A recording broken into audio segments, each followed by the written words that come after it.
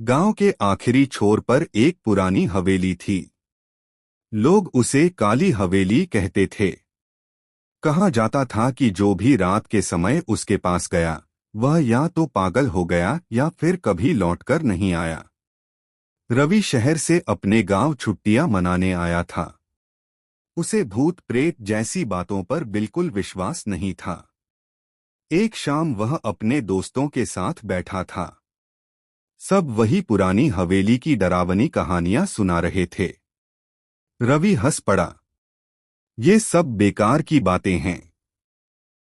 मैं आज रात वहीं जाकर दिखाऊंगा कि वहां कुछ नहीं है। दोस्तों ने बहुत रोका पर वह नहीं माना। रात के करीब 11 बजे रवि टॉर्च लेकर हवेली की ओर चल पड़ा। हवेली के चारों ओर घना जंगल था। हवा अजीब तरह से सन्नसन्न कर रही थी। जैसे ही उसने हवेली का दरवाजा खोला वह चरमराहट के साथ खुला। अंदर अंधेरा और सन्नाटा था।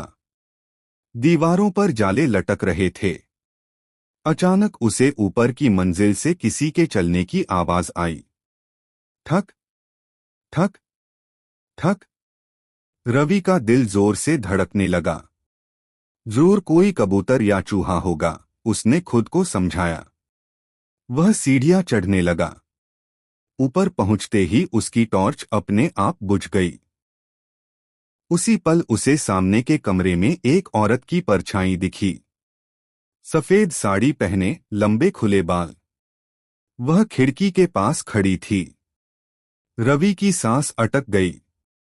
उसने डरते डरते पूछा, क कौन है वहां? पर कोई जवाब नहीं। अचानक वह परछाई पलटी। उसका चेहरा पूरी तरह काला था। आंखों की जगह सिर्फ गड्ढे। रवि चीख पड़ा और भागने लगा। लेकिन हवेली का दरवाजा अब बंद हो चुका था। डर के मारे वह एक कमरे में घुस गया। वहां एक पुरानी डायरी पड़ी थी। उसने कांपते हाथों से उसे खोला।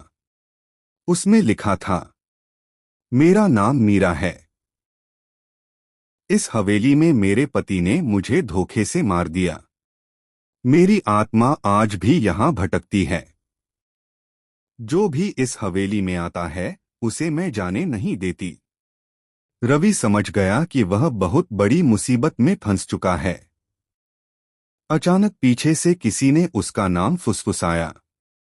रवि। उसने पलटकर देखा।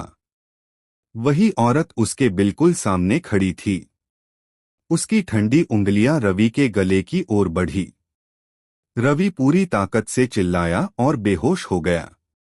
सुबह गांव वालों ने उसे हवेली के बाहर बेहोश पाया। जब होश आया तो वह बस इतना ही कह पाया, वहां सच में कोई है। उस दिन के बाद रवि कभी पहले जैसा नहीं रहा। और काली हवेली आज भी वैसी ही खड़ी है, अगली शिकार की तलाश में। अगर आप चाहें तो मैं आपके लिए और भी डरावनी कहानियां लिख दूं, भूतिया सीरीज बना दूं, या किसी खास थीम पर कहानी सुना दूं। बस बताइए अगली कहानी कैसी हो।